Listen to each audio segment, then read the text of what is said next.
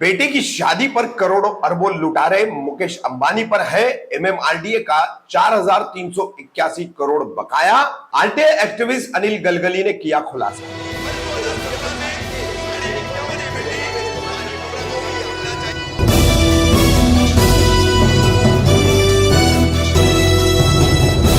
मैं रफीक कामदार, हिंदुस्तानी रिपोर्टर में आपका स्वागत है। देश के सबसे बड़े उद्योगपति, दुनिया के 11वें नंबर के उद्योगपति मुकेश अंबानी रिलायंस जियो कंपनी के सर्वेसर्वा जो फिलहाल अपनी बेटे अनंत अंबानी की शादी को लेकर काफी चर्चा में है। देश विदेश के मेहमान, कलाकार, हॉलीवुड, बॉलीवुड, राजनीति सभी इनकी इस शादी समारोह में भीड़ लगाए हुए हैं, उमड़े पड़े हुए हैं। तो अपने बेटे की शादी पर करोड़ों अरबों खर्चा करने वाले मुकेश अंबानी मगर एमएमआरडीए के हैं कर्जदार, और इसका खुलासा किया है आरटीआई एक्टिविस्ट अनिल गलगली ने। अनिल गलगली ने बताया कि मुंबई के बांद्रा में बीकेसी की जो जमीन है, जो लीज पर दी जाती है एमएमआरडीए द्वारा अलग अलग उद्योग समूहों को या फिर उद्योगपतियों को, बिजनेसमैन को, तो उनमें से एक है मुकेश अंबानी, उनकी एक और कंपनी है, ऐसे एक रघुलीला बिल्डर्स है, एक आईएनएस होटल है। इन सभी पर एमएमआरडीए का कितना बकाया है और एमएमआरडीए इसको लेने में इच्छुक भी नजर नहीं आता। कोई उसकी मंशा नहीं है कि कानूनी प्रक्रिया करके इनसे पैसे वसूले जाए या फिर इन पर कोई कार्रवाई की जाए। देखिए किस तरह का खुलासा किया है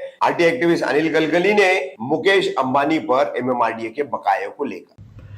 एमएमआरडीए की बीकेसी में जमीन है, ये जमीन वो लीज पर देती है, मगर जब नियम का उल्लंघन होता है तो लीज धारक को दंडात्मक रकम अदा करना आवश्यक होता है। दुर्भाग्य से एमएमआरडीए के ऐसे बहुत सारे डिफॉल्टर है। आप नाम सुनेंगे तो आपको अचरज इसलिए होगा कि जो सबसे बड़े उद्योगपति हमारे देश के हैं और जो विश्व के 11वें उद्योगपति है मुकेश अंबानी, उनकी रिलायंस कंपनी ने 4,381 करोड़ रुपए आज तक अदा नहीं किए हैं। उसके बाद नाम आता है रघुलीला बिल्डर्स, उसमें 1123 करोड़ रुपए पेंडिंग है। ये भी जमीन मूलतः रिलायंस कंपनी की थी, लेकिन बाद में जो उनका डील हुआ वो रघुलीला बिल्डर्स के पास गई।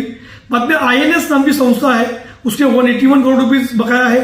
अंबानी फाउंडेशन, ये भी अंबानी की एक निजी संस्था है, उसके 8.25 करोड़ रुपए बाकी है। और नमन होटल्स जो सोफिटियल नाम से भी प्रसिद्ध है, उसके 48.92 करोड़ रुपीज बकाया है।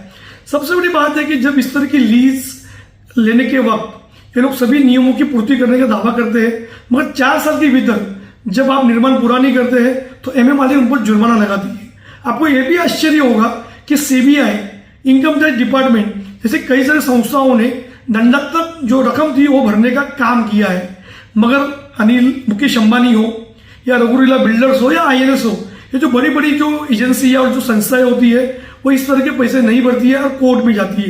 जैसे रघुलीला के मामले में एमएमआरडीए को मुंबई हाईकोर्ट और सुप्रीम कोर्ट में हार का सामना करना पड़ा। इसके बावजूद भी जो 450 करोड़ रुपए है जो उन्होंने एडिशनल जो बिल्टअप एरिया लिया है वो तो उन्हें अदा करने पड़ेंगे। सबसे बड़ी बात है कि आज जो मुकेश अंबानी के बेटे की शादी जिस जमीन के मॉल पर हो रही है, जिस जमीन के कन्वेंशन सेंटर में हो रही है, उसी जमीन का 4,381 करोड़ रुपया मुकेश अंबानी की रिलायंस कंपनी ने अदा नहीं किया है। शादी उनका निजी मामला है, पर एक जगह आप करोड़ों और अरबों रुपया शादी पर खर्च करते हैं, पर जो सरकार का जो बकाया है, जो हमारी एमएमआरडीए का जो बकाया है, वो क्यों नहीं अदा करते? इसमें एमएमआरडीए की चूक इसलिए है क्योंकि एमएमआरडीए के पास बहुत सारे अधिकार है। चाहे तो उसकी ओसी को रद्द कर सकते हैं, अगर एक बार आपने ओसी को रद्द किया तो आप उस संस्थान का आप इस्तेमाल नहीं कर सकते। जैसे नमन सोफिटियल होटल को पार्ट ओसी देने का काम एमएमआरडीए ने किया है, जबकि उस पर 48 करोड़ रुपीज का बकाया था। तो हमारी सरकार को इतनी मांग है, हमने मुख्यमंत्री जी को चिट्ठी लिखी है कि जब तक ये पैसे अदा नहीं करते तब तक उनकी ओसी को रद्द किया जाए। और हमेशा एमएमआरडीए का एक ही रोना होता है कि मामला कोर्ट में है। मामला कोर्ट में भी है, इसके बावजूद भी जो वसूली की कार्रवाई है, जो नियम के अनुसार कार्रवाई करने का अधिकार एमएमआरडीए के पास है, उस अधिकार को, उनका अधिकार को इस्तेमाल करने की आवश्यकता है।